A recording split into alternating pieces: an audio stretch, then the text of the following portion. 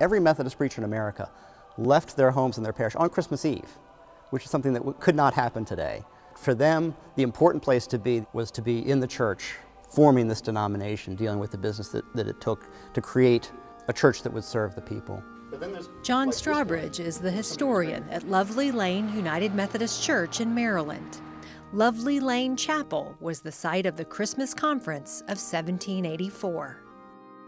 So they gathered all the preachers in America, more than about 86 preachers that they know of at the time, and planned to meet at the Lovely Lane Chapel on Christmas Eve, 1784, for the formation of a new denomination. And they met in conference for 10 days. They established a discipline, a book of worship. They ordained preachers, and they set aside Asbury as the first superintendent. It was 10 days of debates and struggles and accusations and reconciliations and the kinds of things that we do as Methodists, which is beautiful in its own way, to realize that this is not something that was handed down from the high on church, but that those people all came together as lay people. It's so important that the laity realize that they are not the audience, that they are the church. And I think that's really strong in Methodism, and I think that's really important that you realize that this is not a church where you go and leave it to the pastor. You are the church. You are expected to do the work that the church does. So it was that Christmas Eve conference in 1784 that established Methodism for the first time as its own denomination.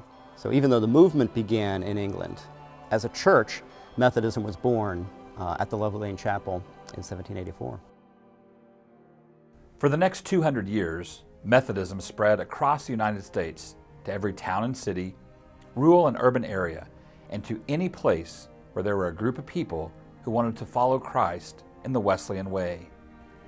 In Oklahoma, Methodism was finding root through the indigenous people of Oklahoma. The Indian Missionary Conference was organized and established in 1844 at Riley's Chapel near Tahlequah, Cherokee Nation in Indian Territory. The membership was composed of a few white missionaries and Indian preachers. Membership in local congregations was greatest among the Cherokees, followed in number by the Choctaws and Creeks.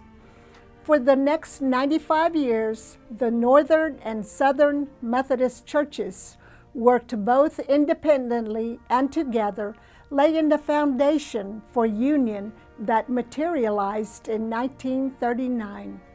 Another union in 1968 created the United Methodist Church as we know it today. At the time of the Louisville Conference, the Indian Mission Conference became identified with the Methodist Episcopal Church South and continued to function as an annual conference for the next 62 years. But it wasn't until the 1972 General Conference, just 4 years after the United Methodist Church was formed, the Oklahoma Indian Missionary Conference was finally officially recognized because of its particular mission opportunities, its limited membership and resources, its unique leadership requirements, its language considerations, and ministerial needs. Today, we are proud to not only be partners with the Oklahoma Conference, we celebrate the 240 years of Methodism in America and our own continuing witnesses to the people of Oklahoma. In 1984, the United Methodist Church celebrated the bicentennial of Methodism in America. The General Conference of the United Methodist Church celebrated with lots of festivities, and we did the same in Oklahoma.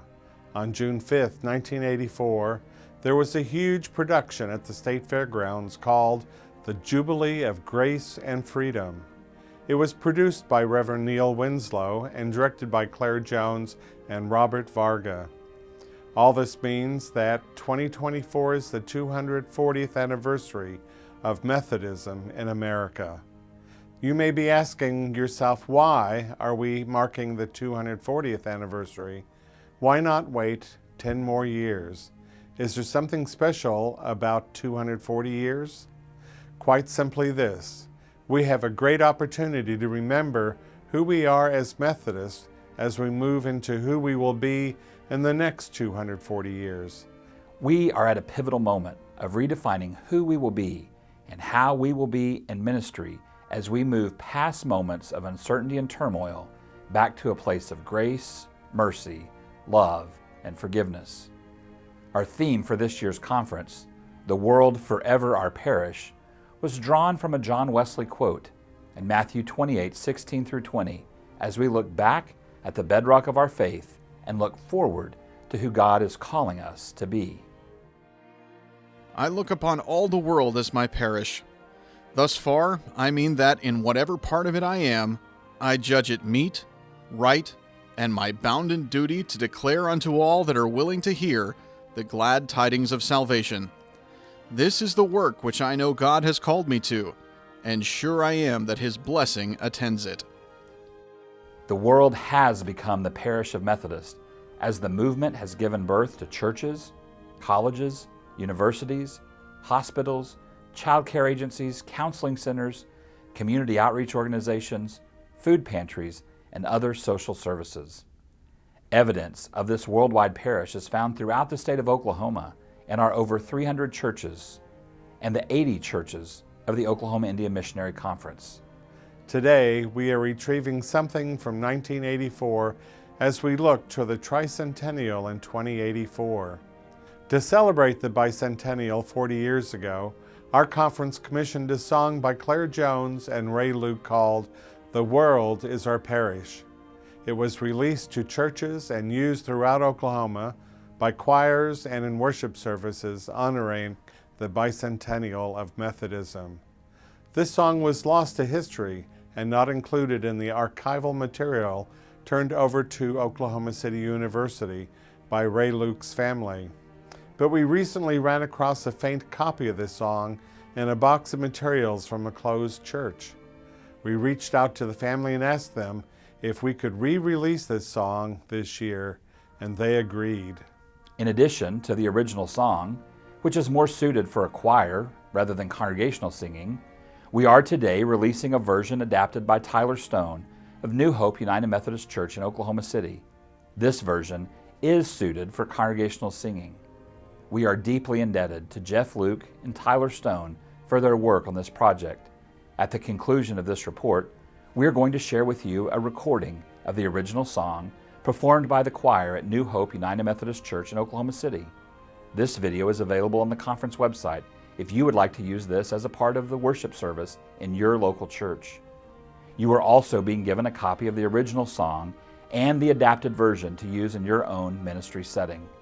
Finally, in the information packet, which you can find in your tote bag, there is a resource and teaching document for you to use to facilitate discussions in your local settings, as well as some worship materials that you can use to observe a heritage or a celebration Sunday in your church or extension ministry. Oklahoma United Methodists can show the world that it is forever our parish by having a 240th birthday party for Methodism in your own church this fall.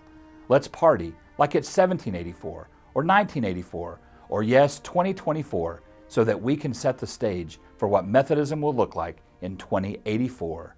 Thanks be to God.